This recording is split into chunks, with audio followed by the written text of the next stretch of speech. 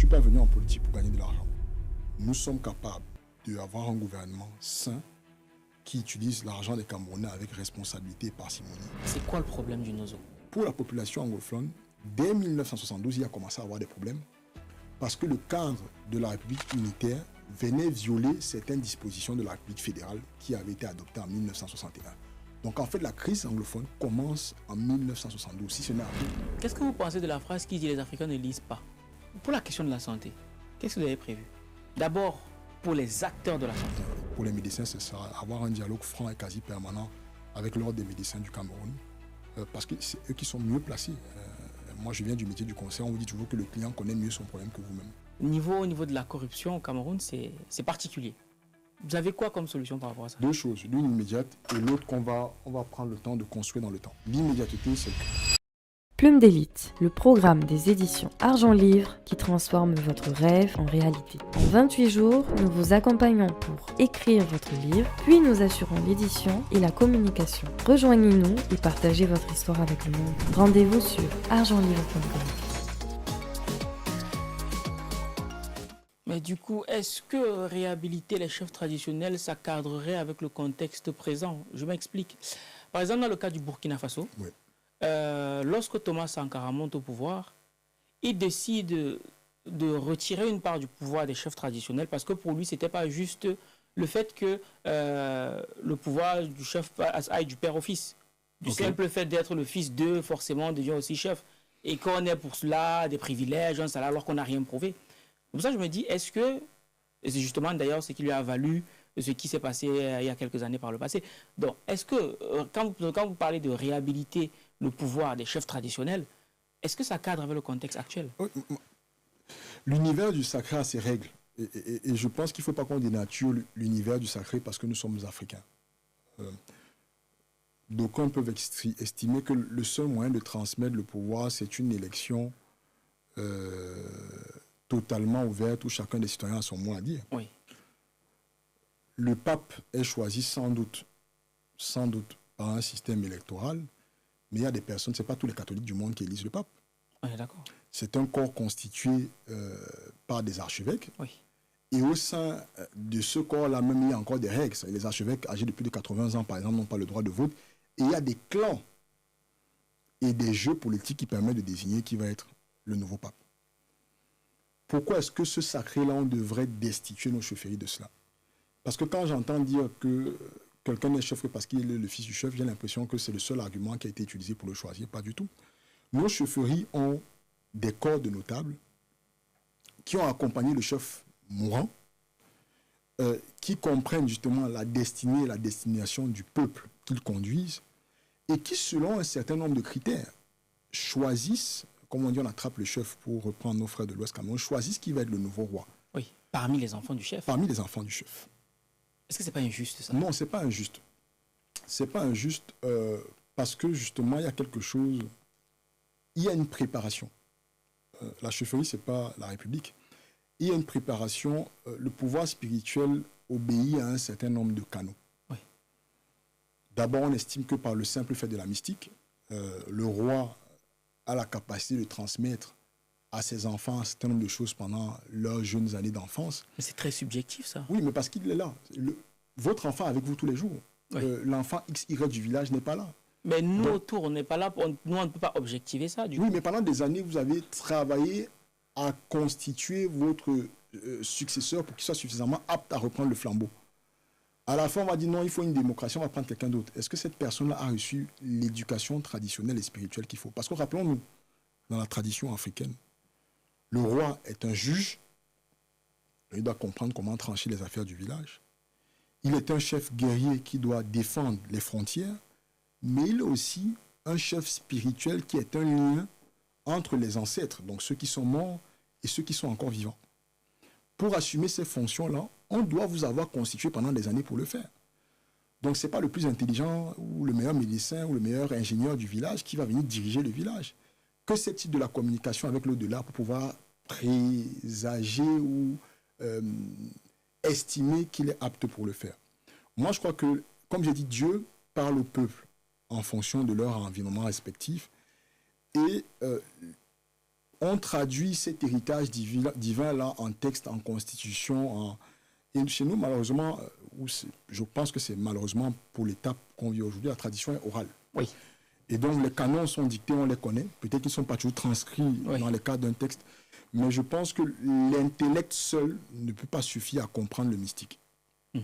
Donc, effectivement, avec nos réflexions, en observant les dynamiques des sociétés, les règles de partage du pouvoir, on peut questionner la transmission du pouvoir traditionnel, mais je pense qu'il faut la maintenir. Mais pour répondre à la question, le problème ne réside pas, à mon sens, dans le choix du fils comme chef.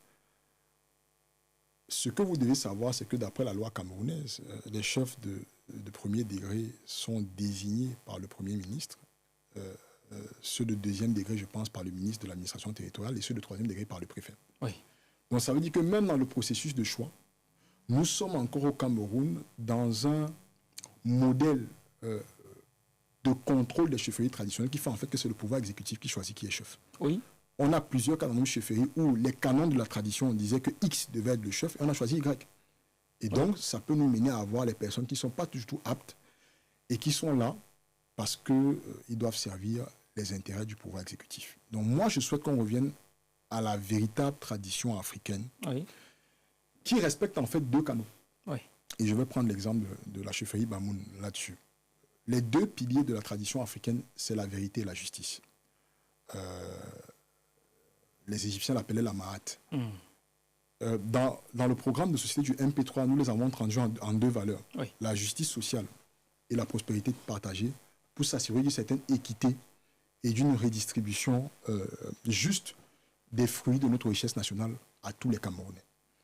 Mais dans la pratique, peut-être que les gens ne le savent pas, dans le royaume Bamoun, chaque année, il y a une cérémonie par laquelle le roi est destitué de son pouvoir,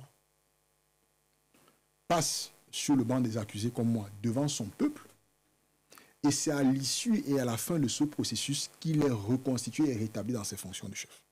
D'accord. Là, je parle du peuple Bamoun du Cameroun. Oui. Et donc, je vous dis que dans nos richesses, dans nos traditions, nous avons des richesses comme ça, que nous pouvons regarder en les comparant aux contraintes du monde dans lequel on vit, les contraintes de déplacement, les contraintes de prise de décision, les contraintes technologiques, les contraintes de développement durable, et on peut modeler une architecture de gouvernance qui nous ressemble. Et là, sur le programme détaillé du MP3, on sera très précis là-dessus, parce que nous pensons que nous avons tous les outils pour construire un modèle de gouvernance qui, même s'il est adapté à nos traditions, corresponde aux enjeux du monde d'aujourd'hui. Donc, il ne s'agira pas d'avoir une succession génétique, généalogique à la tête de l'État, mais il s'agira aussi de s'assurer que dans le processus de désignation du chef de l'État et d'un certain nombre de responsables de la République, on a mis tous les canons pour nous assurer que la personne qui vient prendre fonction comprend bien que son rôle est d'abord de servir la communauté et de servir le peuple camerounais. Ok, au moins ça c'est clair. J'aimerais qu'on attaque le volet culturel. Yes. Pas plus tard qu'il y a un peu plus de 2 semaines, je recevais sur ce même siège-là des acteurs du monde culturel, des artistes humoristes camerounais. Okay. Et l'un d'entre eux faisait état du fait que au Cameroun, à l'heure actuelle, on n'a pas de salle de spectacle digne de ce nom. Et moi, par le passé aussi, il me semble qu'on avait des salles de ciné qui appartenaient aux Camerounais. Oui. Sauf que récemment, je me suis rendu compte qu'il y a désormais Canal Olympia à Douala. Tout à fait. Donc, on a du mal à comprendre. Qu'est-ce qui se passe? Bon, je crois que les entrepreneurs camerounais, je pense qu'il y en avait deux particulièrement. Je crois que le cinéma Le Voix appartenait à la famille Fotso, il me semble, à Bia Yaoundé, à M. Kadi Fosso. C'est ça. Je crois que sur ce terrain en particulier, nos chefs d'entreprise n'ont pas anticipé l'évolution du monde et la concurrence qui pourrait venir de la transformation des technologies. Est-ce que ce n'est pas aussi quelque part à l'État d'avoir cette veille économique-là pour transmettre aux entrepreneurs les informations? Oui, l'État doit mettre en place un cadre. Oui. À la fin de la journée, le business, c'est votre capacité à anticiper les risques pour pouvoir mieux gérer les chocs. Mais quelque part... Je vous prends un exemple qui s'écarte un peu de la culture, mais qui est un peu une question de culture aussi. On a eu sur les transferts de fonds au Cameroun, et c'est un monsieur que je respecte énormément, monsieur Albert Quinche, qui est le promoteur de Express Union. Oui. Et il a bâti cette entreprise qui permettait à un moment donné de faire des envois de fonds sur tout le territoire camerounais. Et de ce que j'ai entendu, je ne sais pas si l'histoire est totalement vraie, il y avait un groupe de jeunes entrepreneurs de la tech qui avait justement proposé une solution pour passer au transfert numérique. Et il a pris du temps à implémenter cette solution-là. Oui. Aujourd'hui, il subit le coup de Orange et MTN, qui font également un travail remarquable, même si les frais continuent d'augmenter aux dépens des consommateurs camerounais, il faut le dire, qui font un travail remarquable sur les transferts de fonds. Donc je dis que le chef d'entreprise doit pouvoir anticiper. Oui. L'industrie du cinéma a évolué, et pas seulement au Cameroun. Je veux dire que les salles de spectacle, les salles de cinéma en particulier sont de moins en moins fréquentées, les salles de spectacle en général, parce qu'on a la possibilité, en restant cloîtré dans son fauteuil à la maison, d'avoir Netflix. Bien sûr. Donc, il y a une méthodologie ou une nécessité de repenser complètement, je suis d'accord, l'environnement culturel, notamment la transmission des savoirs culturels, l'exposition des savoirs culturels.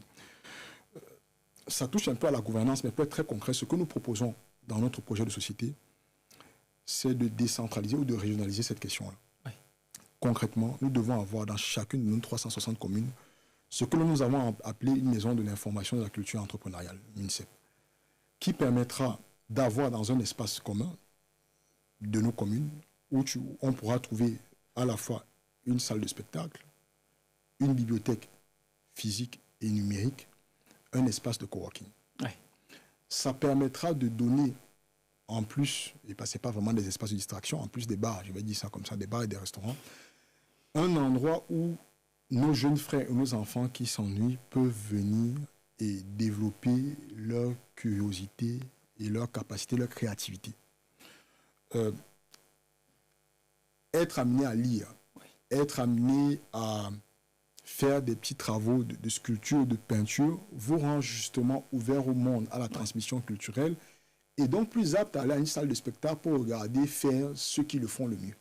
Si vous permettez, à vous entendre, on a l'impression que l'État n'est pas responsable quelque part, non, du moins n'a pas une part de responsabilité sur le fait que qu'on a des patrons d'industrie qui se revoient leur salle de cinéma fermée, peut-être le fait qu'il n'ait pas eu des informations stratégiques. Non. Parce que même dans une grande puissance telle que la France, il y a des notions telles que l'intelligence économique qui ne relèvent pas nécessairement des entreprises. Et quand bien ça relèvera des entreprises, l'État accompagne. Non, je ne nie pas du tout la responsabilité de l'État. Et c'est pour ça que quand je dis que nous ferons, j'incarnerai l'État en tant que chef de l'État. Et le programme que nous allons mettre en œuvre dans les 360 communes sera un partenariat entre l'État central, les mairies et d'éventuels partenaires privés, nationaux ou internationaux. Parce que justement, il faut que nos enfants aient des espaces au sein desquels ils viennent multiplier leur capacité à créer. Et donc, c'est comme ça que la culture se transmet. Donc, il y a un travail à faire dans ce sens-là. Effectivement, l'anticipation de l'État sur la transformation d'un certain nombre de secteurs, c'est aussi son rôle, peut permettre un dialogue avec les groupements patronaux pour orienter les investissements en disant, écoutez, le monde est en train de changer. Il va dans ce sens. Pour ceux de vos acteurs, patrons d'entreprise, qui voudront évoluer dans cette dynamique, nous allons mettre en place un certain nombre de facilités pour vous permettre d'investir et de créer de la valeur. Donc, c'est effectivement le cas de l'industrie culturelle. On n'a plus de cinéma. On a un cinéma tenu par le groupe Bolloré, qui, soit dit en passant, a un groupe média qui passe le temps à taper sur le continent africain. Et c'est pour ça que je vous parlais des questions de dignité. Donc, effectivement, il va falloir rapidement créer des espaces au sein desquels les acteurs de la culture peuvent venir s'exprimer et transmettre leur savoir. Et je pense que c'est des espaces qui doivent être créés.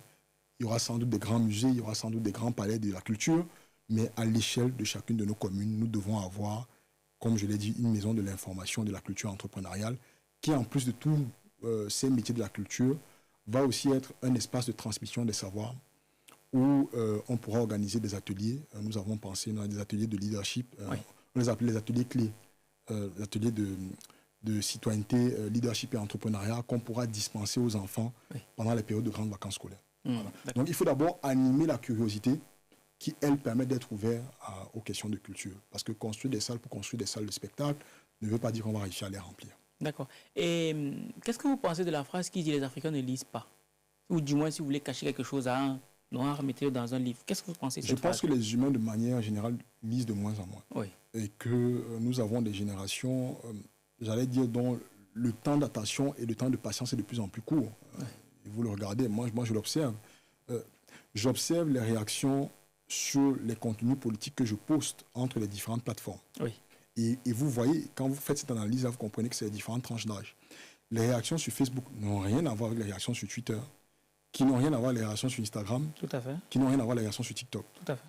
L'analyse est simple. Ça s'adresse à des publics qui ont des tranches d'âge totalement différentes. Et sur TikTok en particulier, vous comprenez rapidement que le temps d'attention Oui, très court. des générations est excessivement court, en tout cas de ceux qui ont moins de 30 ans, et ça va continuer comme ça. Et dans ce sens, c'est difficile de lire, parce que lire demande du calme, lire demande de la patience, du temps, de la tempérance, et c'est quelque chose qui n'est plus cultivé. Donc, les Africains lisent moins, mais je vais dire les jeunes du monde, de manière générale, lisent moins. Les Africains, enfin cette critique, si on veut cacher quelque chose aux Africains, on la met dans le livre, vient aussi du fait qu'on a une tradition orale. On a une tradition de l'oralité qui fait qu'on n'a pas toujours trouvé nécessaire de mettre sur écrit la transmission du savoir. Quand vous allez, je prends encore le cas du Mbongbok, mais ça peut être le cas parce qu'il faut parler de ce qu'on sait.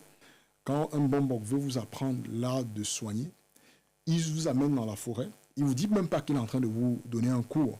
Il vous amène dans la forêt et il coupe une petite feuille, il dit « Ah, ça soigne, ça, il mâche ». Il le fait pendant près de 20 minutes. Oui, c'est vrai. Et il a fini et le cours est terminé. Ouais. Si vous n'avez pas compris dès le départ que vous étiez dans un atelier d'apprentissage, vous êtes complètement largué. Et à la fin, vous demandez « Ah, quelle est la troisième feuille que j'ai cueillie? Qu'est-ce que ça soignait ?» Donc, malheureusement, ça obéissait à certains canons. Je pense qu'il faut passer à autre chose. Et moi, je suis l'un des défenseurs de la transformation de la culture orale de l'Afrique, parce que nous évoluons dans un monde qui est totalement différent et que nous ne pouvons pas construire de nations puissantes si nous ne nous organisons pas pour transmettre le savoir.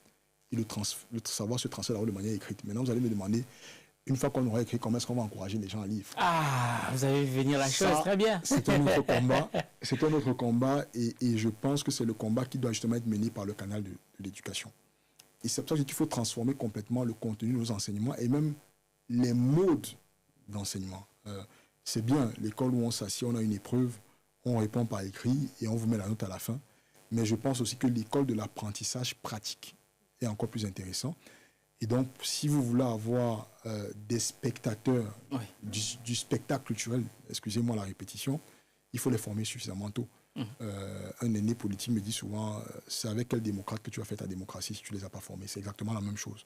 Donc, il faudrait qu'à l'école, dans les modes d'apprentissage, on intègre rapidement, autant j'ai parlé de la spiritualité africaine, autant des travaux d'art pratique qui vont d'ailleurs faire que certains de nos enfants développent des vocations et se retrouvent dans des métiers ou des professions qui leur correspondent et pas dans des canaux qui ont été choisis par les parents et qui ne correspondent pas, je vais le dire comme ça, à leur vibration. Donc voilà un peu le travail que nous comptons accomplir dans le champ culturel.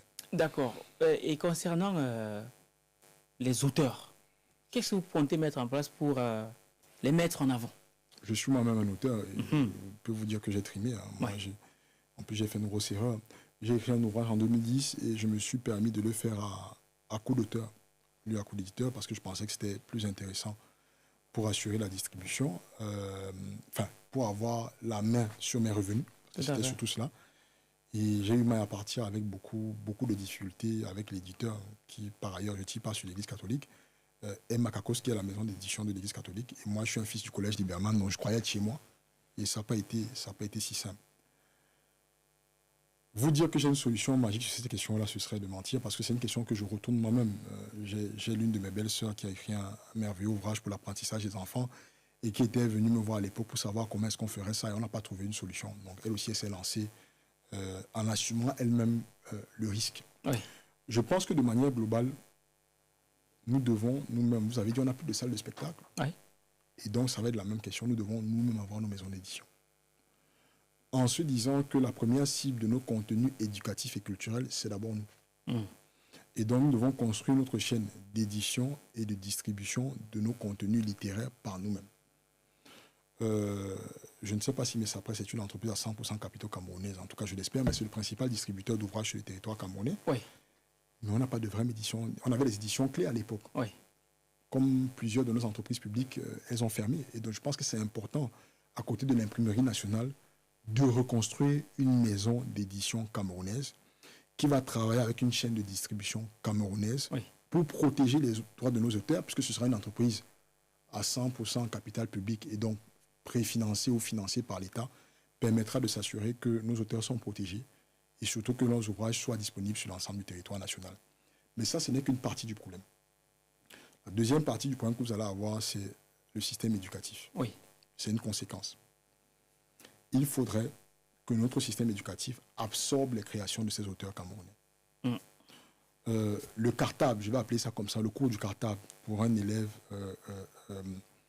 de classe de 4e ou de 3e coûte à peu près 50 000 francs. Et je suis vraiment au bas mot. C'est-à-dire qu'à la rentrée, l'ensemble de ce qu'on a acheté comme livres mathématiques, français, anglais, les cahiers, je reste sur les livres, vraiment, mais le coût global est autour de 50 000 francs. 80% de nos ouvrages sont édités par d'autres. Oui. Donc, sur ces 50 000 francs-là, vous avez au moins 30 000 qui repartent vers des capitaux étrangers. Tout à fait. Donc, le meilleur moyen de soutenir également les auteurs camerounais, c'est de s'assurer que les manuels scolaires, parce que c'est le principal cycle de consommation, le principal marché pour les auteurs, c'est le système éducatif. Tout à fait. On ne lit pas plus que les élèves, ça n'existe pas. Sûr. Et donc, c'est de s'assurer que notre système éducatif soit composé, on fait le sens inverse, au moins à 80% d'ouvrages élaborés, édités, produits et distribués par des Camerounais. Et ça, c'est une décision politique. On a besoin de personnes pour la prendre. On arrive au pouvoir en octobre 2025 et nous assumons de prendre cette décision-là. Au moins, ça permettra, à défaut de protéger complètement, mais de s'assurer qu'ils aient un minimum de revenus. Parce qu'on doit pouvoir nourrir nos familles de ce dont que nous avons le savoir écrire. Et c'est quoi le dernier livre que vous avez lu? Écrit par un Camerounais? Ah oui, le dernier livre que je suis en train de lire, c'est Puissance 237, qui a été écrit par mon grand frère Guy Gouet, qui est un consultant en stratégie de guerre, stratégie intelligente, stratégie d'intelligence économique, et qui a produit un livre, je n'en suis qu'au début, qui explique un peu comment est-ce que justement il faut construire une nation camerounaise puissante. Celui que j'ai lu avant, c'était une réédition de Jacques Attali, Une brève histoire de l'avenir, qui a... Voilà. Et c'est quoi votre artiste camerounais favori? Musicien, par exemple? Je suis un peu partagé. Hein. Mais je pense que c'est Richard Bona. Richard Bona. Ouais. Et il y a match avec Charlotte Dipanda, mais je crois que c'est Richard Bona. Et un artiste humoriste que vous préférez dans la scène camerounaise? Je n'ai pas un cerveau plus compliqué que les autres, mais j'ai un cerveau un peu compartimenté. Oui. Et je vous dirais que c'est par type d'humour. Oui. À la fin de la journée, quand je suis fatigué et vraiment que j'ai juste envie de rire et de ne pas penser à autre chose, c'est Fignon, Tralala et Défaut Premier. Voilà, je cherche pas à réfléchir, je veux juste rigoler. Quand je cherche de l'humour, et pas que les autres sont moins intelligents, hein, faudrait pas, quand je cherche de l'humour un peu plus intelligent, Moustique charismatique. Voilà, parce que je trouve qu'il y a de la profondeur. Et lui, par contre, il m'arrive même de revoir son même sketch 1 à 2 fois. Parce que je trouve qu'il y a souvent... des messages subliminaux qui sont passés derrière. Il y a quelqu'un que je suis beaucoup, c'est peut-être pas un humoriste, parce que je ne sais pas comment lui-même il se définit, le Warman, qui me fait, le Warman littéralement également. Je ne sais pas si je devais le classer dans les catégories des humoristes, peut-être qu'il se sentira même offensé par mon commentaire. Mais voilà, mais je crois qu'il fait énormément rire. Donc voilà, en fonction du moment, du mot que je dois... Je suivais beaucoup le Rich Takam. Je le trouve... Peut-être que c'est moi qui l'ai fait, je ne sais pas, mais je le trouve moins présent sur mes timelines en ligne, donc je vois de moins en moins son contenu. Je ne sais pas s'il en produit moins, ou en fait c'est moi qui ai dévié, voilà, je ne sais pas, mais je le suivais beaucoup avant et un peu moins. Question un peu que vous ne voyez pas venir. On reviendra sur des sujets beaucoup plus sérieux un peu plus tard. C'est depuis que vous occupez cette posture-là de futur président de la République et tout, comment ça se passe avec les femmes? J'en ai une seule. Oui. Bon, je vais repréciser ma question. J'en ai une seule, je crois que jusque-là, ça se passe très bien. Je vais repréciser ma question. Alors, je vais vous dire, non, j'ai compris la question. Je suis un peu le con, mais j'ai très bien compris la question. Alors, une partie de... Je ne sais pas s'il faut le dire, mais je ne gère pas une partie de mes plateformes digitales. Et donc, je crois que dans l'un des points qu'on a fait avant-hier, il m'a été rapporté que une partie des commentaires qui revenaient, c'est de savoir si j'étais marié. Ah ben voilà. J'ai déclaré ma candidature il y a 2 semaines. Oui. Et moins de 10 jours après, j'étais parti du Cameroun. Donc, je n'ai pas vu beaucoup de personnes entre-temps. Oui. Donc, je serais incapable. Oui. Voilà, je serais incapable de te dire si ça change mon rapport avec les femmes. Mais je constate en tout cas qu'en ligne, il y a de plus en plus de femmes qui se projettent comme devant être la future première dame. Bon, la place est prise. Mais, voilà. Mais du coup, forcément, vous recevez des avances. D'une manière ou d'une autre. Je ne vais pas dire que je reçois des avances, plus d'avances depuis que j'ai déclaré ma candidature, parce que justement, je n'ai pas eu le temps de... Oui, de communiquer. Je suis parti tout de suite après. Bon, je ne vais pas au Cameroun. Même dans la diaspora, il y a des Camerounais, là. J'en ai pas encore vu. Bon, je participerai à des activités dans les 2 prochains jours au niveau de la diaspora où il y aura beaucoup de Camerounais. Et peut-être qu'après ça, je pourrais te dire si ça a changé. Si ça a changé. Bon, pour un homme, je pense que c'est toujours très flatteur d'avoir un regard d'intérêt, d'attention de la part des femmes. Je souhaite que ça ne reste pas qu'un regard dû au simple fait que je me sois déclaré candidat à la présidentielle et qu'elle souhaite aller un peu plus loin pour regarder ce que je propose et qu'elle m'accompagne. Il n'y a pas de pouvoir en Afrique sans l'accompagnement de la force féminine et qu'elle m'accompagne dans cette dynamique que j'essaie de construire. Okay. Donc que ce ne soit pas simplement un intérêt. Voilà. On reviendra sur des sujets un peu plus sérieux plus tard. Est-ce que M. Hiram a déjà été victime d'un goumin? Oui, comme tout le monde. Comme tout le monde, et pas qu'un seul d'ailleurs. Je pense qu'il y en a eu blessé des guerres aussi. Je pense qu'il y en a eu quelques-uns, sans doute très jeunes, parce que je suis avec mon épouse depuis 2011, donc ça fait quand même un bout d'année. Ouais. Mais avant ça, je crois que j'ai eu quelques-uns. Est-ce que vous souhaitez partager avec nous l'un des goumins qui vous a le plus fait de la peine? Alors non, parce que ça va... Ceux qui me connaissent vont savoir de qui je parle. Okay. Voilà. Mais ça reste ceux qui vous connaissent. Ça reste quelqu'un pour qui j'ai beaucoup de respect, malgré ce qui s'est passé.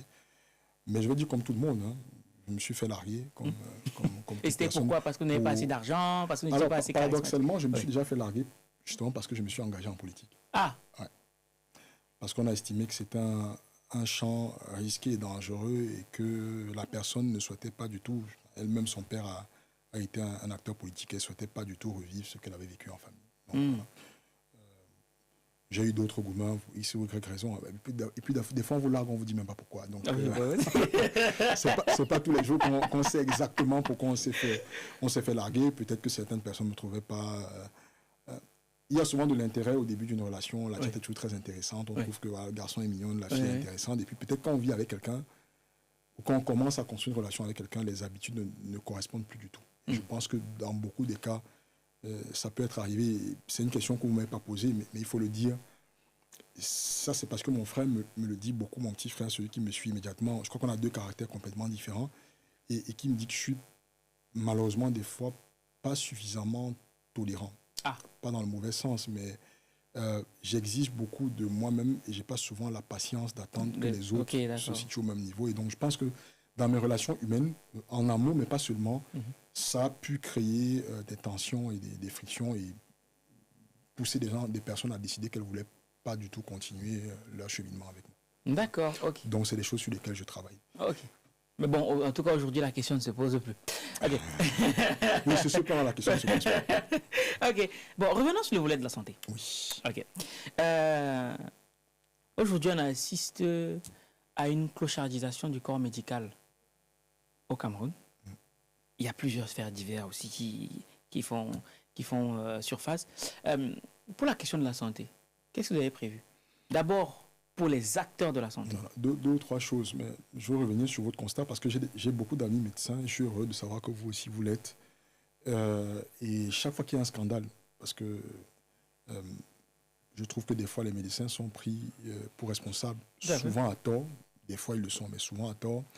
Et donc, je me rapproche d'eux pour essayer de comprendre. Je sais que vous avez quand même une certaine solidarité de corps qui fait que vous échangez sur ce qui s'est passé. Donc, j'ai 2 ou 3 noms. Un, je suis particulièrement proche. On lui écrit souvent, je lui dis, attends, j'ai vu tel truc, il y a une femme qui est morte en couche.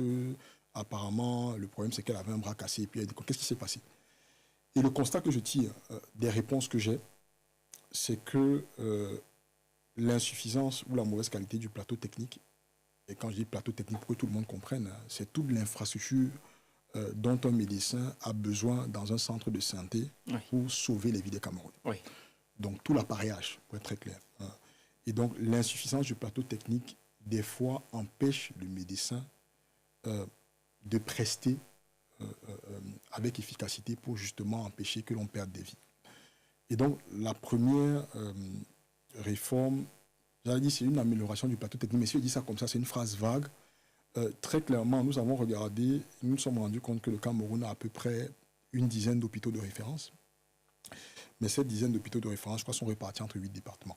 Je peux me tromper à un département près. Et donc, l'idée pour nous, c'est que chacun de nos départements, mais vraiment chacun de notre département doit être doté d'un hôpital de référence. de nos évaluations, un hôpital de référence, et je prends un coût moyen, il y a des arrondissements où ça coûtera plus ou moins cher en fonction de la population locale, c'est 25 milliards de francs CFA.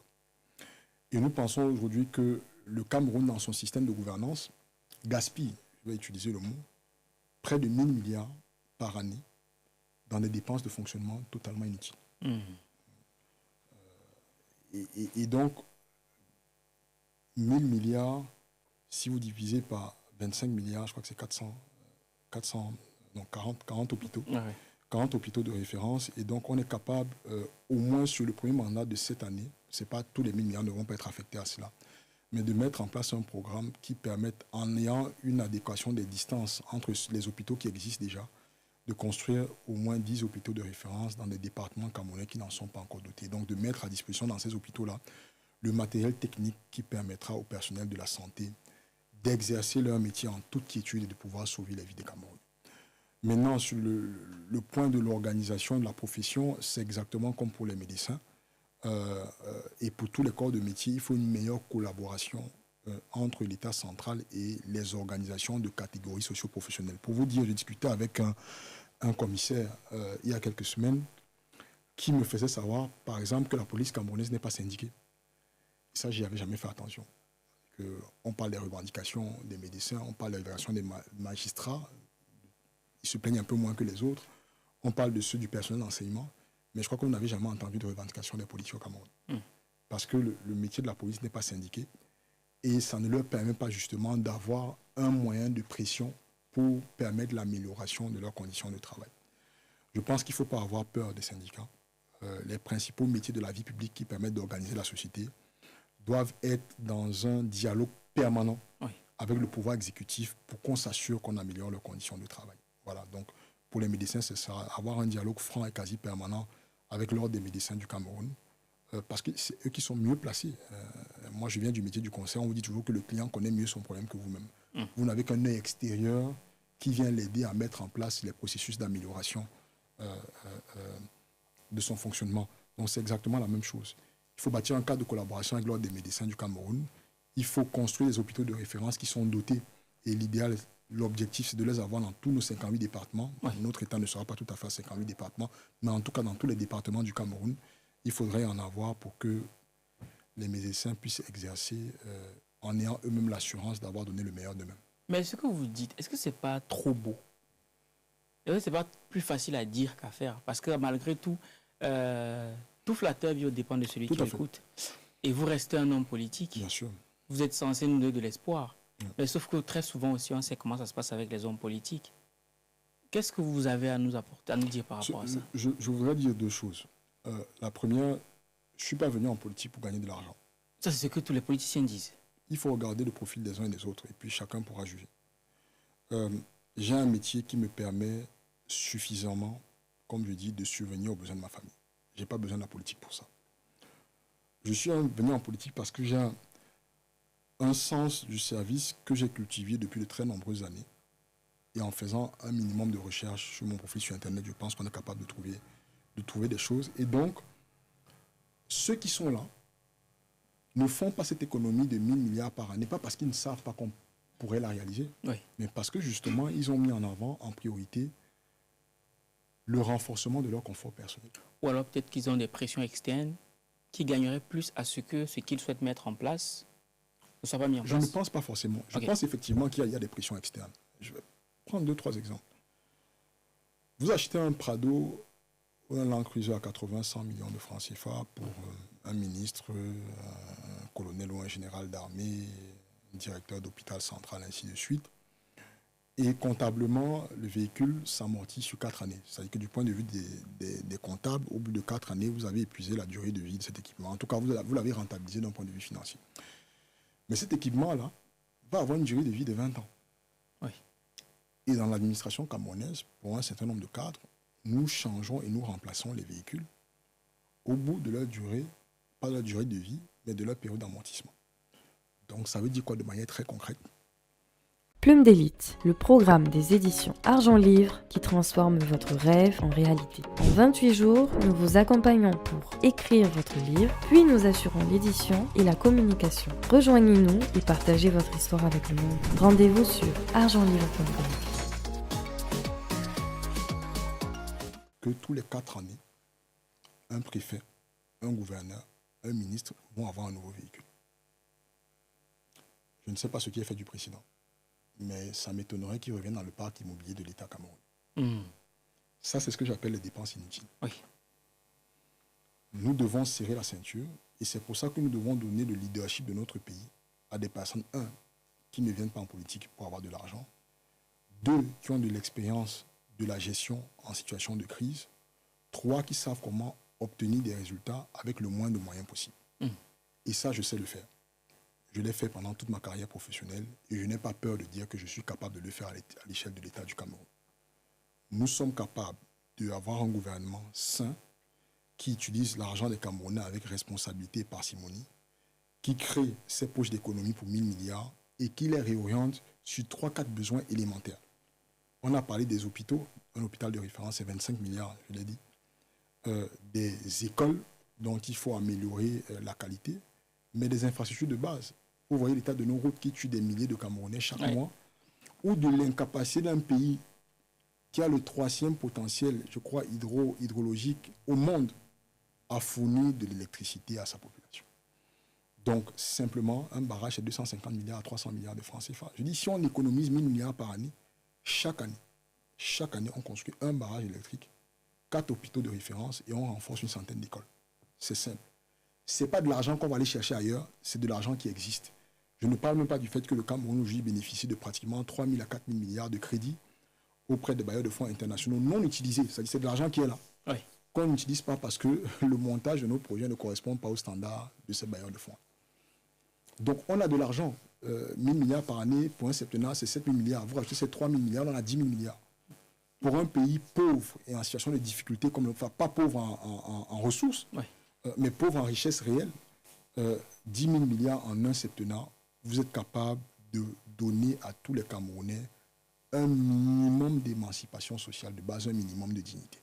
Mais du coup, comment vous faites pour faire face aux pressions externes? Parce que par exemple, pour le cas, quand on a l'habitude de le voir, dans l'Afrique de l'Ouest, les coups d'État qui ont été perpétués au Burkina Faso, très souvent étaient préparés dans les pays aux alentours. On parle du Bénin, on parle de la Côte d'Ivoire et tout le bazar. Bon, maintenant, vous êtes au Cameroun à la tête d'un pays comme le Cameroun. Ok, vous voulez bien faire les choses, mais les pressions externes font en sorte que vous mettez des bâtons dans les roues ou vous font parfois des propositions auxquelles vous ne pouvez pas dire non. Parce que moi, j'ai eu à discuter en intimité avec certaines personnes qui, hors caméra, nous font savoir que des fois, ils ont des projets qu'ils veulent mettre en place, goudronner une route, par exemple, aussi bête que cela puisse paraître. Mais il y a des gens qui gagneraient plus à ce que cette route ne soit pas bitumée, donc ils sont prêts à les payer beaucoup plus cher pour qu'ils ne fassent pas le travail. Oui, la question du oui ou non est une question personnelle, c'est-à-dire que moi je ne pense pas qu'il y ait des propositions qu'on ne soit pas capable de refuser. Je ne pense pas. Et je vous l'ai dit, le projet que nous portons au MP3 est d'abord adossé sur un corpus traditionnel, je n'ai pas envie de dire spirituel, mais c'est un peu de cela. Et la responsabilité du chef en tout temps, c'est de défendre les intérêts de ses troupes, c'est de défendre l'intérêt de sa communauté, c'est de défendre l'intérêt de son peuple. Je crois que j'ai lu une interview, je ne suis pas sûr qu'elle soit vraie, mais je crois avoir lu une interview où l'un des aides de camp du capitaine Ibrahim Traoré disait avoir reçu des propositions pour lui tirer une balle de la tête. Il les a refusées. Pourquoi? Je ne pense pas, je vais dire parce qu'il l'aime d'une filiation personnelle, mais parce qu'il est conscient que le chef qu'il a en face de lui a toujours été présent quand il s'est agi de défendre les intérêts du peuple burkinabé et que c'est le chef qu'il faut pour les mener dans le chemin de développement qu'ils ont choisi. Donc, face aux pressions internationales ou extérieures, parce que des fois, ils sont du même continent, de la même zone économique ou géographique que nous, la seule chose qui vous reste, c'est le soutien de votre peuple. Et c'est pour ça qu'il faut arriver au pouvoir par la force du peuple. Et c'est pour ça que moi, j'appelle le peuple camerounais à prendre connaissance du projet que nous proposons, à y adhérer et à nous rejoindre dans cette dynamique de construction d'un État digne, libre et puissant. Ce n'est qu'avec ce peuple-là, derrière moi, ou derrière un autre chef de l'État, que nous serons capables de tenir face aux pressions. Les pressions, il y en aura toujours. Mais je le dis une fois de plus, quand vous avez dirigé une organisation, quelle qu'elle soit, et que vous avez traversé des temps de crise, en tout cas quand vous avez dirigé une organisation à toujours des temps de crise, vous savez qu'il y aura toujours la pression. Ouais. Même une petite entreprise de 3 employés subit un minimum de pression. Vous êtes dans un marché à la concurrence, c'est de la pression. Si vous n'êtes pas capable de garder vif l'attention sur votre cap, vous allez vous perdre. Donc moi, je n'ai pas peur de la pression. Et pour revenir au cas spécifique de notre pays, on ne va pas parler des autres. Est-ce que Douala Mangabel n'avait pas de pression? Est-ce que Oumi Urbain n'avait pas de pression? Est-ce que nos parents, nous, qui se sont battus pour qu'on ait un minimum de cadre démocratique au début des années 90, n'avaient pas de pression? Ouais. Mais chacun d'eux a accompli sa partie. Vous me direz, on a assassiné certains, on n'est pas totalement libre. Mais je pense que chacune de ces générations-là a permis au Cameroun d'accomplir une étape de transformation. Et notre génération, à nous, a également la responsabilité de permettre à notre pays d'accomplir une autre étape de sa transformation. Et donc, ça ne peut pas être moi seul. Si je suis la seule personne qui n'a pas peur, je n'y arriverai pas. Je n'y arriverai pas du tout. Ça, il faut être clair. Je ne suis pas un Superman. Je suis un Camerounais qui aime son pays, qui est déterminé, mais qui pense que nous devons être tous dans cette dynamique-là. Et donc, si le peuple camerounais se lève, bon, ce ne sera jamais une unanimité, mais si la majorité du peuple camerounais se lève pour dire voici la direction que nous prenons, elle est celle de la construction de nous-mêmes d'abord, peu importe les pressions qu'on a, nous faisons confiance à notre capitaine, celui qui va conduire notre bateau. Ouais. Nous donnons nos chances à M. Hiram Samuel Yodi. Nous sommes derrière lui, peu importe comment est-ce que le vent souffle. À ce moment-là, je serai moi-même dopé par cette énergie et ce soutien-là. Et donc, je ne céderai pas face aux éventuelles pressions. Mais je suis entré en politique étant pleinement conscient de cette dynamique-là. Oui. C'est une vocation que je porte. Je sais que ce sera loin d'être facile. Mais il faut bien que quelqu'un le fasse. Et donc, j'ai choisi de le faire. J'en paierai le prix, s'il le faut. OK. Et on parle de pression. Moi, je pense au Nozo. Ouais. Beaucoup de Camerounais ne comprennent pas ce qui se passe là-bas. C'est quoi le problème du Nozo? Moi non plus. Pas que je ne comprends pas ce qui se passe, parce que je comprends très bien la colère et la frustration de nos frères du Nord-Ouest et du Sud-Est. Je comprends d'où elle provient. Je ne comprends pas. Est-ce que vous pouvez nous expliquer pour ceux qui ne comprennent pas? Je vais le faire. Je ne comprends pas comment 9 ans, après le début de la crise militaire, parce que la crise existait depuis, nous ne soyons toujours pas parvenus à trouver une solution à ce problème-là. Je vous l'ai dit, le Cameroun, vous le savez, a été un protectorat allemand. L'Allemagne a perdu la guerre mondiale et l'ONU a décidé de nous mettre sous tutelle de 2 pays dont notre territoire qui était unifié a été partitionné en 2. Une partie, le Cameroun occidental, qui est partie sous la coupe de l'Angleterre, et le Cameroun francophone sous la tutelle et le mandat de la France. Les combattants pour la libération et l'indépendance du Cameroun réclamaient 2 choses. Et ils le disaient suffisamment. D'abord, la réunification des 2 Camerouns avant l'indépendance. C'était ça le combat de l'UPC. On réunit d'abord le Cameroun anglophone et le Cameroun francophone, et ensuite, on proclame l'indépendance. La pression internationale, parce qu'elle est aussi responsable de cet état de cause, s'est arrangée à donner d'abord l'indépendance le 1er janvier 1960 au Cameroun sous tutelle française. Et après, le 1er octobre, le Cameroun anglophone a tenu son référendum. Il y a eu l'indépendance, d'ailleurs, c'est le même jour que la fête nationale du Nigeria, pour une raison. Et dans ce Cameroun anglophone, il y a également une partition en 2. Une partie a choisi de rejoindre la République fédérale du Nigeria, et l'autre partie a dit non, nous on veut repartir, construire notre destin commun avec nos frères francophones. Et donc, en 61, il y a eu la naissance de la République fédérale du Cameroun. C'est important de le rappeler, c'est que beaucoup nous diront, mais avant ça, il n'y avait pas 2 Cameroun. Mais la réalité, c'est que c'est 2 Cameroun qui se sont mis ensemble. C'est-à-dire quoi? 2 pratiques de la gouvernance totalement différentes, 2 systèmes judiciaires totalement différents, 2 systèmes éducatifs totalement différents. Mais ils ont choisi de cheminer ensemble, et il y avait un certain nombre d'accords qui ont donné naissance à cette République fédérale. Nous avons cheminé, et puis en 72, nous avons décidé, et là les anglophones se sentent lésés, suite à un référendum, de passer à la République unie du Cameroun. Mais le problème, c'est que ce référendum-là, c'est tous les Camerounais qui ont voté. Et donc vous comprenez que par le simple fait du nombre, les anglophones ne sont que 20% de la population. Même s'ils auraient voulu autre chose, ils auraient été battus à ce référendum. Donc oui, c'est un référendum, oui, nous l'avons décidé, on devait avancer. Et donc, pour la population anglophone, dès 1972, il a commencé à avoir des problèmes parce que le cadre de la République unitaire venait violer certaines dispositions de la République fédérale qui avaient été adoptées en 1961. Donc en fait, la crise anglophone commence en 1972, si ce n'est avant. Ça, il faut qu'on soit clair. Ça commence en 1972. Il y a eu plusieurs revendications dans le temps, mais vraiment plusieurs. Et c'est pour ça qu'il y a eu, je crois, 3 fois, ils ont pu tenir la All Anglophone Conference, justement pour discuter de comment est-ce qu'ils se retrouvaient dans ce cadre général. Donc sur ces 3 plans-là, on a 3 problèmes. Sur la question de la gouvernance, pour nos frères anglophones, c'est la réalité de la répartition des postes et des fonctions de responsabilité dans notre République. Oui. On n'a jamais eu un président anglophone. On a un Premier ministre dont les pouvoirs sont dilués parce que des fois, les ministres ne se sentent pas responsables devant lui-même. Vous regardez le nombre de gouverneurs, de préfets, de sous-préfets, de commissaires et vous tirez les conclusions sur la représentativité des anglophones.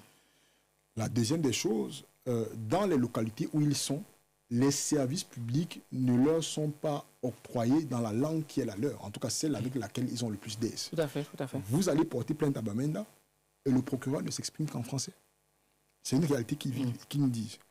Et enfin, justement, dans une logique qui peut-être était bonne au départ, d'harmoniser un peu nos systèmes éducatifs, il y a eu pour eux, et c'est comme ça qu'ils le perçoivent, une volonté de mettre un terme au système anglophone tel qu'ils le pratiquent et qui, pour eux, leur permet le mieux de développer leurs compétences et donc de contribuer également à la vie économique de notre pays. Donc voilà un peu les raisons initiales que l'on n'a pas su régler dans le cadre du dialogue. Oui. Parce que c'était pour moi, même au début de la partie militarisée, armée du conflit, on aurait pu éteindre le feu. Et avec nos logiques de francophones, dignes héritiers de l'Empire colonial français, nous gouvernons uniquement avec le bâton. Je vous dis ce que vous devez faire. Et si vous ne voulez pas faire, j'engage la répression. On a donc vu en partie de l'année 2015, puis en 2016, comment est-ce que des étudiants étaient roulés dans la boue, comment est-ce qu'on a envoyé la gendarmerie foncer sur des avocats. Oui. Et ça a contribué à radicaliser dans le temps nos frères et sœurs, dont une petite partie, et il faut le rappeler encore, c'est une infime minorité des anglophones qui a choisi la voie armée. Dont une petite partie a choisi de prendre les armes, estimant qu'il était venu pour eux le temps de recréer leur propre pays d'avant qu'ils appellent l'Ambazonie. Donc le seul moyen de sortir de là, c'est d'avoir le courage de comprendre comment est-ce qu'on en est arrivé là et de déficeler cela bout par bout. Et donc il faudra un dialogue général de tous les Camerounais, mais il faudra d'abord un dialogue avec nos frères anglophones qui doit être un dialogue spécifique. C'est pour ça que dans notre programme, nous disions, nous avons une proposition d'État fédéral à 5 États, dans 5 régions, mais la question de la forme de l'État ne peut pas être exclusivement décidée par celui qui remportera l'élection présidentielle de 2025. Même si vous la remportez, il nous faut passer par une conférence nationale souveraine, puis par un référendum pour que pour la première fois dans notre histoire, tous les Camerounais votent une constitution qui permette de s'assurer que les minorités et les droits de tous les Camerounais soient préservés. Voilà. D'accord, ok. C'est bien, c'était important d'aborder ce sujet parce que j'ai perdu 2 amis dans cette guerre au Nozo. J'en ai perdu 2. J'ai eu les vidéos, comme c'était assez marquant quand même. Oui, c'est horrible. C'est horrible. Et il faut dire que ça continue. Ce ne sont que des chiffres pour nous les francophones. Quand on va dire 5000 morts, je ne suis pas très bien sûr qu'on réussisse à peser le poids de ce que ça veut dire. On a 100 000 réfugiés et déplacés internes. Je ne suis pas sûr qu'on mesure ce que ça veut dire. Mais moi, je suis allé à Limbéboué à plusieurs reprises, mais la dernière fois, c'était l'année dernière, au mois de juin. Et simplement, le nombre de contrôles militaires que vous avez sur un trajet d'1h30 entre Douala et Bouya, ça vous indique qu'il y a un problème. Vous voyez des gens, des militaires avec des casques, Moi, j'ai fait quelques semaines à l'université de Bouya avant d'aller au Canada. C'était pas comme ça.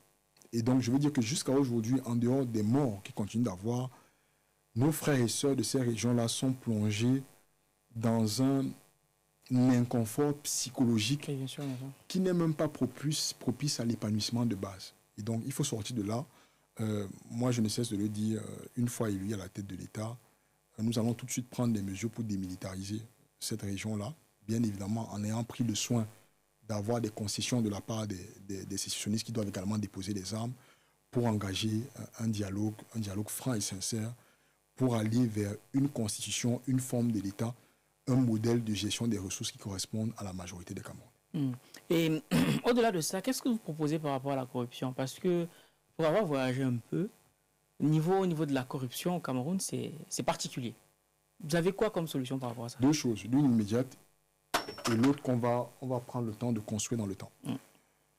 L'immédiateté, c'est que dès l'élection d'octobre, une fois que nous l'aurons gagné, nous allons convoquer la Cour des comptes pour nous donner un rapport de gestion des comptes publics sur les dernières années et identifier clairement les responsabilités de ceux qui auront assumé des mandats des fonctions publiques dans les détournements de fonds publics. Je pense qu'il y a des rapports très explicites sur les détournements de fonds Covid, sur les détournements des stades de la CAN, et jusqu'à présent, aucun de ces responsables n'est puni. Pire, certains ont eu des promotions depuis que ces rapports ont été édités. Donc nous devrons, malheureusement, mais c'est pour le bien de l'État du Cameroun, tenir un certain nombre d'entre eux face à la responsabilité. Et donc, ça veut dire ce que ça veut dire. Certains devront aller en prison. Mais surtout, nous allons mettre en place une autorité de lutte contre la corruption qui ne va pas se contenter aujourd'hui, comme la CONAC le fait, de rédiger des rapports qui après n'ont pas de conséquences juridiques, mais une autorité qui aura le pouvoir d'enquête, le pouvoir de poursuite, mais surtout le pouvoir de récupération des fonds. J'ai vu une vidéo, je ne sais pas jusqu'à quel point lui accorder du crédit, mais je ne serais pas surpris qu'elle soit vraie, il y a quelques semaines sur Facebook, où on montrait la résidence d'un ancien ministre de la Santé en France, qui est décédé et qui a abandonné. Quand vous voyez la résidence, vous comprenez très bien que ce n'est pas avec son salaire de ministre, surtout qu'il était proviseur de lycée avant. Donc ce n'est pas avec son salaire qu'il a pu acquérir cette maison-là. Mais non seulement on a pris l'argent des Camerounais pour aller acquérir des biens immobiliers à l'étranger, mais aujourd'hui on est même incapable de récupérer ces biens immobiliers-là. Donc il faudra se doter d'une agence qui aura pour premier objectif, après avoir identifié ceux qui sont coupables des détournements de fonds publics, d'aller chercher ces fonds-là et pour les ramener dans les caisses du Trésor public. Parce que c'est avec cet argent-là qu'on va pouvoir développer tous les projets d'infrastructure dont nous parlons. Ok. Bon, je pense que tout ceci est assez clair. Est-ce que vous êtes fan de développement personnel? Oui. C'est quoi pour vous le développement personnel? Premièrement, c'est la capacité de se connaître. Et parce que développement personnel, c'est un bien grand mot qui va nous ramener à des livres sur la pensée positive, sur les lettres, cette loi fondamentale pour être un leader, tout ça. Mais je pense, et là encore, l'éducation traditionnelle africaine est fondamentale, c'est la capacité d'abord de se connaître. Qui est-ce que je suis? Quelles sont mes forces? Quelles sont mes faiblesses? Sur quoi je peux me reposer pour être le meilleur? Et quels sont les points à améliorer? C'est d'abord ça. Et ça, c'est des choses que nous comptons introduire dans le système éducatif. Le système éducatif courant. Et ensuite, donc, travailler avec une certaine discipline pour améliorer les points sur lesquels on n'a pas forcément les meilleures capacités. Pour moi, c'est ça le développement personnel. Donc, ce n'est pas seulement une question de lecture, c'est d'abord une question d'apprentissage du soi. On disait, connaître toi-même, tu connaîtras l'univers et les dieux. Et la science africaine, la tradition africaine, c'est d'abord la science de l'observation de la nature, dont l'autre, mais c'est d'abord la science de l'observation de soi. Et donc, dans ce champ-là, j'ai eu la chance d'avoir des parents qui nous ont toujours laissé faire ce qu'on voulait faire. Et là, je parle de choix académiques, professionnels. Nous, on n'a jamais eu d'interdit. Il y a une époque où je me rêvais star de basketball international et mon père m'a accompagné jusqu'au bout. J'allais dire, c'est la réalisation de mes propres limites qui m'a fait abandonner ce rêve-là. Mon frère voulait être musicien et il a poussé un peu plus que moi avant de prendre la profession d'employé de banque. Mais lui aussi, il a été accompagné jusqu'au bout. Parce que nous concevons que chaque être humain est doté d'une étincelle particulière, d'une force particulière, et qu'il faut qu'il lui-même la décèle le plus rapidement possible pour que sa vie consiste en fait à faire jaillir cette lumière-là. Et que la lumière de l'un n'est pas celle de l'autre. Et pour mon cas particulier, parlant justement de développement personnel et de conscience de soi, moi j'ai toujours su que j'allais faire de la politique. Et en fait, c'est plutôt l'ingénierie qui a été un plan B pour moi. Parce que très tôt, j'ai senti cette vocation-là. Je pense que c'est l'élection présidentielle de 97. Je pense, si je ne m'abuse. Oui, j'étais en classe de 6e, de 97. 96 ou 97. Ni John Fondi. Et je vois ces images, Power to the People. C'est des images qui sont restées gravées dans ma mémoire. Et je ne sais pas, je me suis dit, ça me dit un peu ce que ce monsieur fait là. Quand il parle, on l'écoute. Il harangue les foules. Et donc, j'ai porté ça en moi et je suis allé voir mon père. Il dit non, je pense que je vais faire de la politique. Ok. C'est ce que je vais faire. Il m'a dit, tu C'est vas une faire la vocation. politique, c'est une bonne chose, mais tu vas nourrir ta famille comment? D'abord. Il faut que tu puisses payer des factures. Et surtout, il faut justement que tu ne donnes pas l'impression d'aller en politique pour aller chercher de l'argent. Donc, tu dois être un professionnel de quelque chose qui est un métier, qui va te construire, qui va te donner même des outils et des compétences qui vont être utiles après dans ton engagement politique. Et donc, après, j'ai choisi le métier de l'ingénierie parce qu'en fait, j'avais beaucoup d'ingénieurs autour de moi. Ouais. C'était une influence familiale, il y avait beaucoup d'ingénieurs et puis je me suis dirigé vers là. Donc, je pense que j'ai su très tôt qui j'étais, Oui. ce que je voulais, je dirais un peu à quoi mon âme correspondait comme chemin. Et donc, après, j'ai essayé de le bâtir. Et j'ai toujours eu le privilège et la chance de choisir moi-même ce que je voulais faire. Donc, moi, c'est ça le développement personnel, c'est de découvrir qui on est et d'accomplir qui on est. Tout à fait. Et où est-ce que vous tirez tout ce courage? De manière cartésienne, je suis incapable de vous dire, il faut être franc. Quelque chose vous porte, quelque chose vous anime. Pour la petite histoire, en fin d'année dernière, nous avons commencé à réfléchir, qu'est-ce qu'on fait pour cette présidentielle? Parce qu'il faut être clair, hein, ce n'était pas un plan totalement ficelé à l'avance. Qu'est-ce qu'on fait? Et donc on s'est dit non, on doit y aller. Oui. On doit y aller, pas forcément avec un candidat, mais on doit y aller parce qu'on a des idées, on a un projet qu'il faut mettre sur la place publique. Nous-mêmes, il faut qu'on l'éprouve. On voit si les Camerounais adhèrent. Et donc on a élaboré, sur la base de notre mémorandum, on a élaboré un manifeste, le continent de Boudous clés pour libérer le Cameroun en 2025. Et on a commencé à avoir un travail de mobilisation terrain et de communication pour mesurer notre adhésion. Oui. Et à un certain moment, je crois que certains membres du directoire du MP3, plutôt que d'autres, ont perçu qu'il y avait quelque chose à jouer là sur cette élection présidentielle. Et ils m'ont dit, bon, on n'a pas encore tous les organes du parti, donc normalement, on doit passer par une investiture au sein du MP3. Mais on a un leader qui est visible, qui est plus avancé que les autres, il faut qu'il aille à l'élection présidentielle. Et donc, ils m'ont dit qu'il fallait y aller. Et moi, je ne le sentais pas. Mon fort intérieur ne le sentait pas. Oui.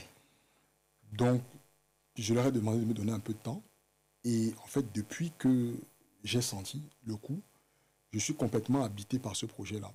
Et donc, c'est ça qui porte mon courage. Je ne peux pas vous dire qu'il y a un élément matériel. Parce que le courage, ça ne s'apprend pas. Il n'y a pas une école où on apprend à être courageux. Oui. Vous l'êtes ou vous ne l'êtes pas. Mais je crois surtout que, comme je l'ai dit, chaque être humain vient à la vie avec un programme, avec un destin, avec un chemin de vie. Et il faut qu'il l'identifie. Et une fois que vous l'avez identifié, tout ce qu'il vous reste à faire, c'est de l'accomplir. Maintenant, le courage est peut-être le contraire de la peur. Je dirais ça comme ça. Et je crois que la peur naît de quelque chose. Toutes nos peurs naissent d'une peur. La peur de ne plus exister. La peur de l'inconnu, de ne plus être. Et là encore, et peut-être que j'attribuerai donc mon courage à l'éducation que j'ai reçue, nous mourrons tous un jour. Nous mourrons tous un jour pour une raison ou pour une autre. Ah, c'est sûr. Et je pense qu'il vaut mieux partir de ce monde avec la satisfaction d'avoir laissé quelque chose aux autres. Et moi, c'est ce que l'éducation que j'ai reçue m'a appris. Et donc, j'ai choisi, j'ai compris ce que j'avais à faire sur Terre. Et la seule chose qui me reste, c'est de l'accomplir. Voilà. Je mourrai peut-être à cause du combat politique, mais je peux aussi mourir à cause d'une maladie ou d'un accident de la circulation. Parfait. Mais je souhaite, et c'est le combat que je me donne à moi-même chaque jour en me couchant, je me dis qu'il y a au moins deux choses, deux questions que je dois me poser. Oui. Est-ce qu'aujourd'hui j'ai appris quelque chose de plus? Oui. Parce que mon père m'a toujours dit, fais l'effort de te coucher le lendemain moins con que la veille. Donc, est-ce que j'ai appris quelque chose en plus? Mais surtout, est-ce que j'ai donné quelque chose de plus à l'humanité? Et donner quelque chose à plus de l'humanité, ça peut donner une pièce de 100 francs à un enfant qui a juste besoin, voilà. Et ça, c'est des questions que je me pose chaque jour et qui sont mon leitmotiv pour avancer. Ouais. Vous savez, dans cette aventure-là, très souvent, lorsque, en tant qu'Africain, on décide de sortir plus ou moins des sentiers battus et de se lancer dans le jeu politique, qui plus est à la course au pouvoir présidentiel, très souvent, on se heurte à la famille, aux proches, qui émettent une certaine résistance. Vous, du coup, quand vous annoncez aux proches, à la famille que vous voulez vous présenter aux élections présidentielles, comment est-ce que c'est accueilli tout ça? Il y a eu peut-être de la réticence de certains, mais il y a eu de surprises pour personne. Ah! Voilà. Il y a eu de surprises pour personne. Je ne vais pas le cacher. Pour mon père, c'était une évidence. Je veux dire qu'il m'a toujours, même si de loin, observé et accompagné indirectement dans le parcours associatif et même dans le parcours politique. Donc, pour lui, c'était une évidence. Pour ma mère, ça a été un peu plus compliqué à expliquer, parce qu'en fait, ma mère est fille d'homme politique et épouse d'homme politique. Ah, ok, d'accord. Donc, elle a vécu, et son père était un employé de l'administration publique, mais qui était très proche de l'IPC. Oui. Donc, elle a vécu, mon grand-père a eu une retraite anticipée, qui était en fait une punition du fait qu'il était proche des milieux indépendantistes. Donc, elle a vécu dans sa chair la souffrance d'avoir un père qui est tout le temps menacé, intimidé du fait de ses convictions. Ensuite, son époux, mon père, a été impliqué dans les combats pour les libertés au début des années 1990. Donc, je crois qu'elle observait mon cheminement politique comme ça. Et donc, de se dire que bon, quelqu'un en politique, c'est une chose, mais qu'il choisisse de vouloir être président de la République, c'est tout autre chose. Et donc, ça n'a pas été facile. Mais nous avons discuté de mère à fils.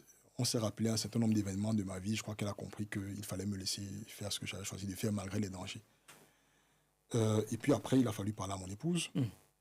Je pense pour qui aussi ce n'était pas une surprise, mais qui peut, je pense, qui peut être la personne, après moi, à encaisser le plus le choc des contre-coups de cette aventure politique-là.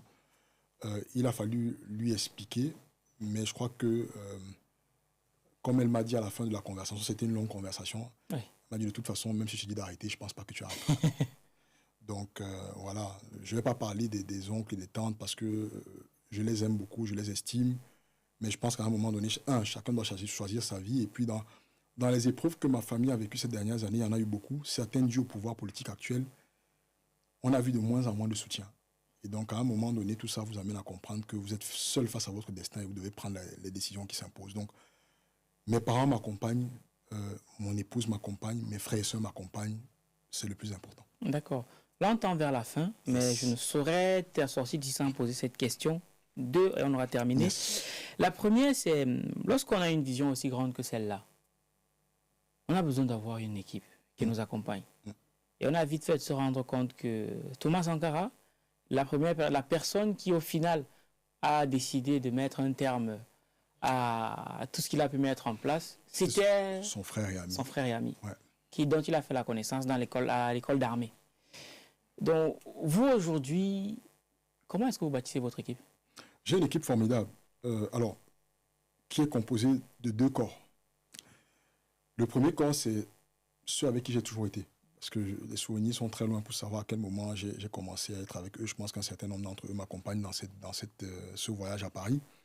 Nous avons été ensemble, pour certains, dans la vie collégiale, même si on n'était pas forcément dans la même classe ou dans la même promotion, mais pour la grande majorité dans la vie associative. Il faut le savoir, les membres fondateurs du MP3, dont on a rédigé les textes en 2017, on l'a créé formellement en 2018, puis on l'a enregistré en 2019, sont pour la plupart les membres fondateurs d'une association qui s'appelait Synergie de la jeunesse camerounaise, avec laquelle on a travaillé depuis 2012. Donc, c'est des personnes avec qui j'ai toujours été dans le combat. Je leur fais confiance. Et exactement, comme on avait posé la question à Sankara, je pense qu'il y a un certain nombre de personnes qui l'avaient laissé en disant « Attention, Blaise va te faire un coup ». Et il leur a dit, si Blaise doit me faire un coup, c'est que je suis déjà mort. Et donc, je leur fais confiance, et si ma mort doit venir par eux, je pense que ce sera difficile de l'empêcher. Il y a le deuxième corps de ceux qui m'ont rejoint, qui sont, j'allais dire, les un peu plus vieux et les un peu plus jeunes, qui viennent justement parce qu'ils se reconnaissent dans le discours, et qui, eux, nous apportent, en plus, parce que les premiers, je vais dire, c'est surtout la loyauté, la force et l'énergie de départ, qui nous apporte la qualité de la compétence dont on a besoin pour y parvenir. Voilà.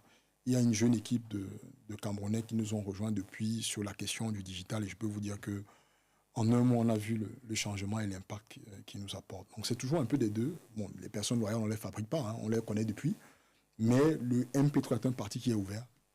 Même quand vous lisez nos statuts, vous constatez très rapidement que tout le monde peut y trouver sa place. Et donc nous appelons tous les Camerounais qui ont des compétences, parce qu'on en a besoin. Et je le dis encore, c'est les mêmes compétences qu'on utilise dans le même monde professionnel, dans l'entreprise dont on a besoin en politique. On a besoin de faire des budgets, on a besoin de contrôler l'action, on a besoin de lever des financements, on a besoin de faire du marketing, on a besoin de gérer des ressources humaines. C'est des compétences qui existent dans le monde professionnel. Donc on a besoin de ces professionnels-là, et la place est ouverte. Ils peuvent faire partie de l'équipe s'ils demandent la capacité, le sens du sacrifice, parce que ce travail-là, bon, maintenant pour moi, ça va être un travail à temps plein pour les 4-5 prochains mois au moins. On souhaitait plus, mais pour ceux qui nous rejoignent, qui sont étudiants, qui ont des emplois, c'est quand même, pour certains, 5 à 10 heures au moins qu'ils doivent donner chaque semaine pour qu'on avance. Et donc, je tiens à remercier ceux qui sont déjà là. Et je voudrais dire aux autres que la porte est ouverte. Voilà. Nous les attendons. Et puis, je ne me soucie pas beaucoup de la question de la tradition. Ok. Dernière question. Lorsque je vous entends, lorsque je vous vois, vous dégagez beaucoup d'assurance. Et le problème de beaucoup de gens, lorsqu'il y a une initiative, c'est il y a ce manque de confiance en eux là, qu'ils dégagent aussi. Donc, pour un jeune, quand je parle de jeune ou moins jeune, aussi bien une femme qu'un homme, Ouais. Quel est le conseil que vous donneriez à une personne qui manque de confiance en elle-même? Je reviendrai sur la question du développement personnel que vous m'avez posé, parce que je pense que c'est lié. Je pense que des fois, on manque de confiance en soi, peut-être parce qu'on n'est pas au bon endroit.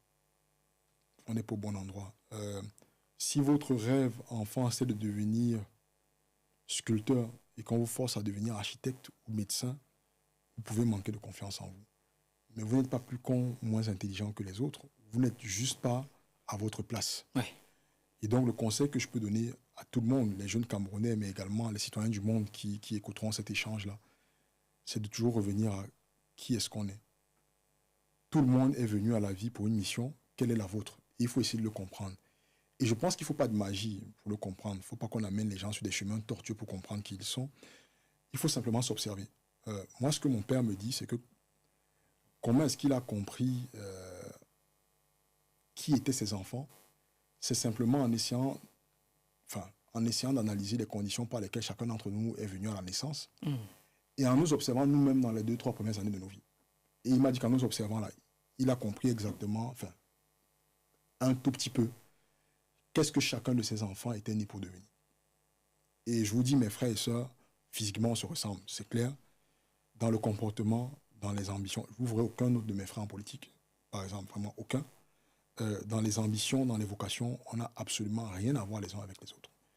Et je crois que nous excellons pas mal, chacun dans ce que nous faisons, parce que quand les parents ont compris ce qui nous portait, ils ont accompagné le cheminement de chacun. Donc, à tous ceux qui ont du doute, questionnez-vous si vous êtes véritablement à la bonne place. Regardez vos dons, regardez ce que vous arrivez à faire plus facilement que les autres. Regardez les aptitudes que vous êtes capable de développer le plus rapidement et trouvez un métier, une vocation qui correspondent à cela.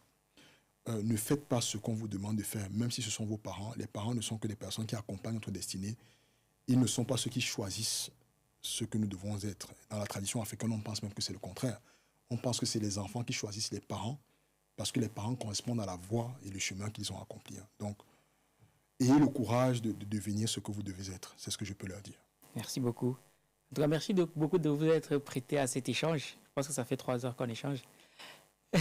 C'est passé. Ah, c'est vite. Ouais, c'est vite passé. J'aurais même pu tirer encore, mais derrière, on me fait comprendre qu'il faut y aller. Ouais, surtout, je pense qu'il ne faut pas que ceux qui écoutent décrochent. Ah, vous inquiétez pas. Hein. Ce format est fait pour qu'ils soient écoutés même pendant une semaine. Hein, donc, c'est pas un problème. Donc, votre caméra, elle est là. S'il y a un dernier message que vous souhaitez qu'on retienne de vous, simplement rappeler aux Camerounais que c'est notre moment.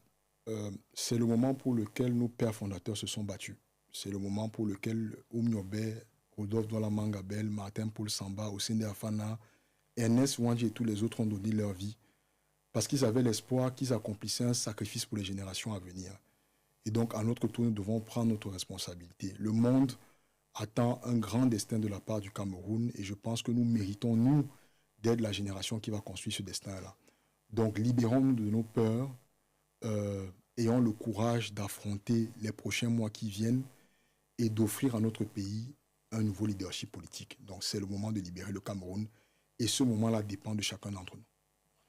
Bon, voilà l'équipe, la messe est dite. C'était Valère Bélias et M. Hiram, candidat aux élections présidentielles 2025 au Cameroun, auteur d'un livre.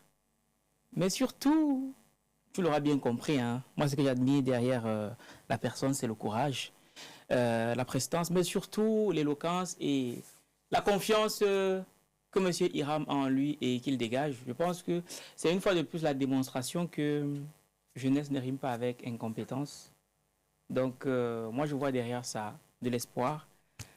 Et bon, bref, on a le temps de suivre les activités et de se positionner Tout à fait. pour voir si jamais M. Hiram est digne de Votre porter confiance. le continent, surtout que dans l'une de vos communications, vous mettez Oui, continent mais avec notre K. manifeste pour l'élection présidentielle, c'est le continent debout, Ouais. car, parce que bon, le cas rouge, Oui. j'insiste, parce que c'est le cas qui a été utilisé par l'UPC. Mm. Donc, vous allez le voir dans un certain nombre de nos contenus, on leur fait un clin d'œil, parce qu'ils sont la force, et c'est peut-être aussi l'un des mots de clôture. L'UPC, c'est le parti politique, comme il le disait, qui portait l'âme immortelle du peuple camerounais. Et nous avons eu le courage au MP3 de reprendre ce flambeau-là. Notre ambition, c'est de porter l'âme immortelle du peuple camerounais, le Camerounais avec K, le K rouge. Ok, en tout cas, au moins, on mourra moins bête, moins con. Dans ma personne personnelle, c'était Valère Bélias et M. Hiram Yodi. Et on se donne rendez-vous au prochain numéro. Minakano. CRS Jeans, GBS Music. c'est encore moi, c'est encore la 3D. Les éditions Argent Livre, Immortel. Les éditions Argent Livre. Et si je pouvais changer l'histoire, mon expérience j'allais la partager. Car beaucoup d'humains se trompent, par faute de recueil pour s'inspirer. Quand on pas de grandir, c'est pas question de l'âge ou de physique. On parle de vision, on parle de rêve, des livres pour forger le mindset. Éditions Argent Livre. Concrétisez vos rêves à changeant de vie, c'est l'unité de mesure de la réussite. Coucher ton histoire sous forme de livre. Édition à l'appel, place à Argent Livre. Et à ceux qui écrivent et ceux qui lisent, ceux qui écrivent pour changer de vie. Et à ceux qui lisent et ceux qui écrivent, ceux qui lisent pour changer